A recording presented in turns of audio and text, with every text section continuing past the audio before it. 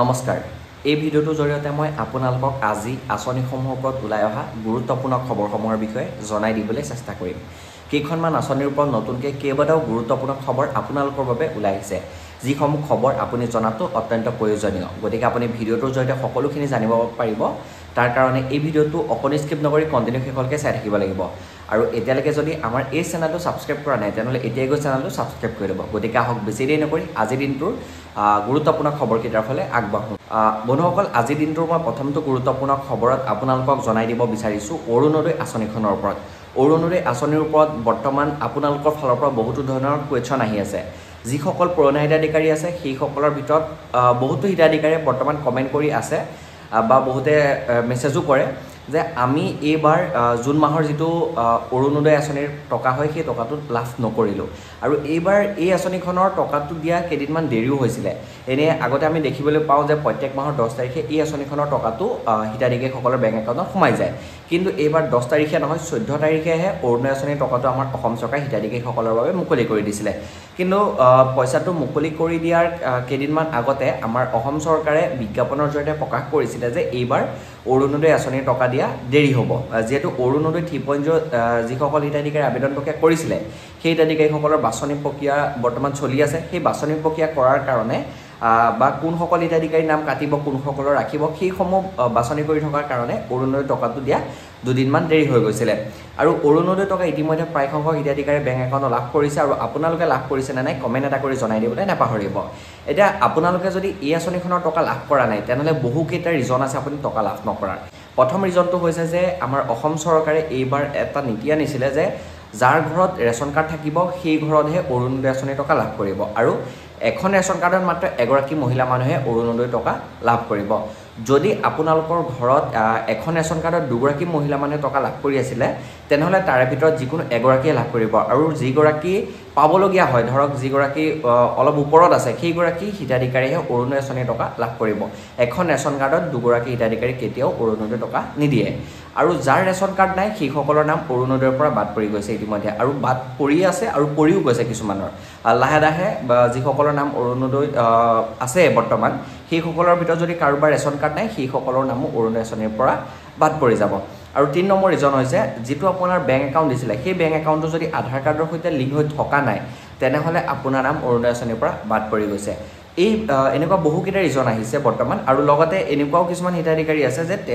যিগৰাকী হিতাধিকাৰীৰ নামত অৰুণোদয় পইচা আহি আছে সেই হিতাধিকাৰীগৰাকী মৃত্যু হৈছে বা সেই হিতাধিকাৰীগৰাকী ঘৰত কোনোবাই চৰকাৰী চাকৰি পাইছে বা আৰ্থিকভাৱে তেওঁলোক উন্নত হৈছে তেওঁলোকৰ বাৰ্ষিক ইনকাম বাঢ়ি গৈছে গতিকে এই সকলোখিনি চালি জাৰি চাই পেলাইহে এইবাৰৰ পৰা আমাৰ অসম চৰকাৰে অৰুণোদয় আঁচনিৰ টকাটো প্ৰদান কৰিছে গতিকে আপুনি যদি পাবলগীয়া এজন হিতাধিকাৰী হোৱাৰ পিছতো যদি অৰুণোদয় আঁচনিৰ টকা লাভ কৰা নাই ডিচি অফিচৰ জৰিয়তেও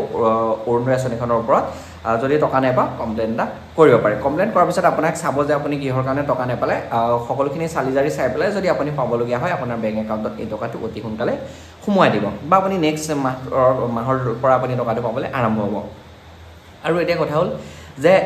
নতুন হিতাধিকাৰীসকলে অৰুণোদয় টকা কেতিয়া লাভ কৰিব নতুন হিতাধিকাৰীসকলে টকা এতিয়া নাপায় মই আপোনালোকক বাৰম্বাৰ আগৰ ভিডিঅ'ৰ জৰিয়তেও বহুতবাৰ জনাই আহিছোঁ নতুনসকলে টকা 10 অক্টোবৰৰ পৰা লাভ কৰিব যেহেতু বৰ্তমান নতুন হিতাধিকাৰীসকলৰ ভেৰিফিকেশ্যন প্ৰক্ৰিয়া কাম চলি আছে আৰু সেই কাৰণে এইবাৰ টকা দিয়াও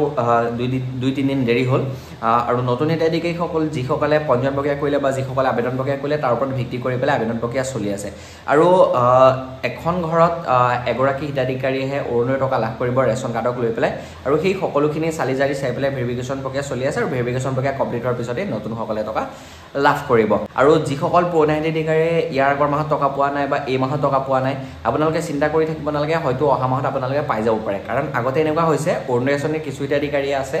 যে যোৱা মাহত টকা নাই পোৱা কিন্তু এই মাহত পাইছে বা এই মাহত টকা নাই পোৱা কিন্তু যোৱা মাহত পাইছে সেই তেনেকুৱা খেলিমেলি হৈ থাকে গতিকে আপুনি যদি এইবাৰ নাই পোৱা তেনেহ'লে আপুনি নেক্সট মাহলৈ ৱেইট কৰক নেক্সট মাহত যদি আপোনালোকে পায় তেতিয়াহ'লে কণ্টিনিউ পাই গৈ থাকিব আৰু যদি নাপায় তেনেহ'লে আপুনি অৰুণোদয় আঁচনি আৰু টকা আশা কৰি লাভ নাই গতিকে আপোনাৰ বেংকতো আপুনি চেক কৰি চাব হয়তো সোমাই যাব পাৰে আপোনাৰ বেংকত এইবাৰ মেছেজ অহা নাই কিন্তু পইচা সোমাই গৈছে গতিকে আপুনি বেংক একাউণ্ট চেক কৰি চালেও সকলোখিনি কথা জানিব পাৰিব এতিয়া বন্ধুসকল আগবাঢ়িছোঁ ইয়াৰ পিছৰটো গুৰুত্বপূৰ্ণ খবৰলৈ। এই খবৰটো আহিছে প্ৰধানমন্ত্ৰী কৃষক সন্মান নিধি আঁচনিখনৰ ওপৰত। বৰ্তমান আপোনালোকে নিউজ চেনেলতেই হওক বা বহুতে ইউটিউবত ভিডিঅ' বনাই আপোনালোকক কৈ আছে যে আপুনি প্ৰধানমন্ত্ৰী কৃষক সন্মান নিধি আঁচনিৰ টকা লাভ কৰিবলৈ হ'লে কৃষক পঞ্জীয়ন কৰিব লাগিব। এতিয়া আপুনি কৃষক পঞ্জীয়ন কৰাটো বাধ্যতামূলক নেকি? বৰ্তমানলৈকে তেনেকুৱা কোনো ধৰণৰ অফিচিয়েলি নটিফিকেশ্যন অহা নাই যে কৃষক পঞ্জীয়ন কৰিলেহে PM কিষাণ সন্মান নিধিৰ পইচা লাভ কৰিব বুলি। কৃষক পঞ্জীয়নো আপুনি কৰি থ'ব পাৰে। কৃষক পঞ্জীয়ন কৰাটো অত্যন্ত ভাল, কাৰণ আপুনি যদি কৃষক পঞ্জীয়ন কৰি থয় তেতিয়া কৃষকসকলৰ কাৰণে যিখিনি সা সুবিধা হয় সেইখিনি আপুনি লাভ কৰিব পাৰিব। আৰু কৃষক পঞ্জীয়ন কৰি থ'লে আপুনি এগৰাকী চৰকাৰী পঞ্জীভুক্ত কৃষক হিচাপে আপুনি ৰেজিষ্টাৰ হৈ থাকিব। আপোনাৰ নামটো আপুনি এজন প্ৰকৃত কৃষক হিচাপে চিনাক্ত হৈ থাকিব। গতিকে আপোনালোকে যদি কৃষক পঞ্জীয়ন কৰোঁ বুলি ভাবে তেনেহ'লে CSC চেণ্টাৰৰ জৰিয়তে বা জিলা কৃষি বিষয়াৰ কাৰ্যালয়ৰ জৰিয়তে বা মহকুমা কৃষি বিষয়াৰ কাৰ্যালয়ৰ জৰিয়তে আপুনি যোগাযোগ কৰি পেলাইও কৃষক পঞ্জীয়নৰ কামসমূহ কৰিব পাৰে। এতিয়া কথা হ'ল যে PM কিষাণ সন্মান নিধিৰ আঁচনিৰ এইবাৰ টকা লাভ কৰিবলৈ হ'লে কৃষক পঞ্জীয়নো জৰুৰী নেকি? কোনো ধৰণৰ জৰুৰী নহয়। আপুনি যদি কৰা নাই তেনেহ'লে আপুনি PM কিষাণ সন্মান নিধিৰ পইচাটো লাভ কৰিব আৰু অনাগত দিনত হয়তো এইটো বাধ্যতামূলক হ'বগে পাৰে। গতিকে আপুনি যিমান পাৰে সিমান সোনকালে কৃষক পঞ্জীয়নটো কৰি ল'ব। এতিয়া এই আঁচনিখনৰ প্ৰধানমন্ত্ৰী কৃষক সন্মান নিধি আঁচনিখনৰ 20 নম্বৰ কিস্তি টকাটো কেতিয়া প্ৰদান কৰিব? আজি দিব, কাইলৈ দিব বুলি ডেট বাই ডেট আহি আছে, গৈ আছে। বহুতে ভিডিঅ' বনাইছে, ময়ো আপোনালোকক কৈ আহিছিলোঁ যে জুন মাহৰ শেষৰ ফালে টকা লাভ কৰিব। কিন্তু এতিয়া বন্ধুসকল মোৰ হাতত এটা খবৰ আহি পৰিছে যে জুন মাহৰ শেষৰ ভিতৰত আপোনালোকে হয়তো টকাটো লাভ কৰিব পাৰে, নহ'লে আপোনালোকে জুলাই 10 তাৰিখৰ ভিতৰত আপোনালোকে এই টকাটো লাভ কৰিব। কাৰণ বৰ্তমান আমাৰ অসমতেই হওক বা বেলেগ ৰাজ্যতেই হওক কৃষকসকলক যিটো পইচা প্ৰদান কৰিব এবাৰ আমাৰ কেন্দ্ৰীয় চৰকাৰে, সেই পইচাটো যাতে প্ৰকৃত কৃষকে লাভ কৰে সেইটো লক্ষ্য কৰি লৈছে। আৰু যাতে ইয়াৰ আগতে যিটো 19 নম্বৰ কিস্তি যিসকল কৃষকে লাভ কৰিছিলে সেই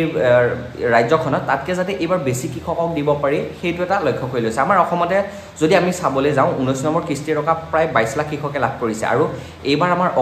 অসমৰ কৃষি বিভাগে টাৰ্গেট ৰাখি লৈছে যে প্ৰায় 30 লাখ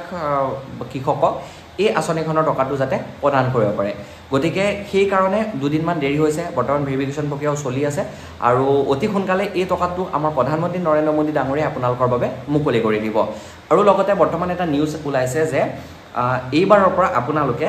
এই আঁচনিখনৰ পইচাটো 4,000 টকাকৈ লাভ কৰিব। তেনেকুৱা কোনো ধৰণৰ এতিয়ালৈকে অফিচিয়েলি নটিফিকেশ্যন অহা নাই যে আপুনি 4,000 পাব নে 6,000 পাব। 2,000 টকাকৈ এটা কিস্তিত আমাৰ কেন্দ্ৰ চৰকাৰে প্ৰদান কৰি আছে আৰু এইবাৰো 2,000 টকাকৈ আপোনালোকে লাভ কৰিব। 4,000 টকাটো দিব বুলি এনেকুৱা ধৰণৰ নিউজ আহিছে, ময়ো পাইছোঁ যে উৰিষ্যা গভৰ্ণমেণ্টে এটা এইবাৰ টাৰ্গেট লৈছে যে যিসকল প্ৰধানমন্ত্ৰী কৃষক সন্মান নিধি আঁচনিৰ অধীনৰ কৃষক আছে সেইসকলক উৰিষ্যাৰ চৰকাৰে CM কিষাণ বুলি এখন আঁচনি আনিছে আৰু সেই CM কিষাণ আঁচনিৰ জৰিয়তেও 2,000 টকাকৈ কৃষকসকলক প্ৰদান কৰিব। আৰু উৰিষ্যাৰ যিসকল কৃষক আছে সেইসকলে ৰাজ্য চৰকাৰৰ ফালৰ পৰা 2,000 টকা আৰু কেন্দ্ৰীয় চৰকাৰৰ ফালৰ পৰা 2,000 টকা, সৰ্বমুঠ 4,000 টকা তেওঁলোকে লাভ কৰিব। কিন্তু অকল উৰিষ্যাতে লাভ কৰিব, বাকী আমাৰ অসম বা বাকী যিসমূহ ৰাজ্য হয় সেইসমূহ ৰাজ্যত এতিয়ালৈকে এনেকুৱা ধৰণৰ কোনো আঁচনি অসম চৰকাৰে হওক বা কেন্দ্ৰীয় চৰকাৰে হওক লোৱা নাই। যিসকল কৃষকে EKYC কৰি থৈছে বা মান্থলি ডিটেইলছ আপডেট কৰি থৈছে, বেংক একাউণ্ট আধাৰ কাৰ্ডৰ সৈতে লিংক কৰি থৈছে, সকলোখিনি কাম তেওঁলোকে ঠিকে ঠাকে কৰি থৈছে আৰু তেওঁলোক পাবৰ বাবে উপযোগী হৈ আছে, সেইসকল কৃষকেহে এই প্ৰধানমন্ত্ৰী কৃষক সন্মান নিধি আঁচনিখনৰ 20 নম্বৰ কিস্তি টকাটো লাভ কৰিব। আৰু যিসকল কৃষকে ইয়াৰ আগতে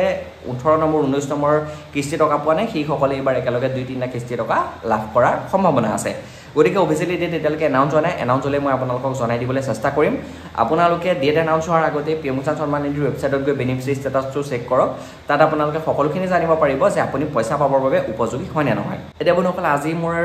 ইমানখিনি গুৰুত্বপূৰ্ণ খবৰ আপোনালোকক জনাই দিবলগীয়া আছিলে। বহুতে এই আঁচনিসমূহৰ ওপৰত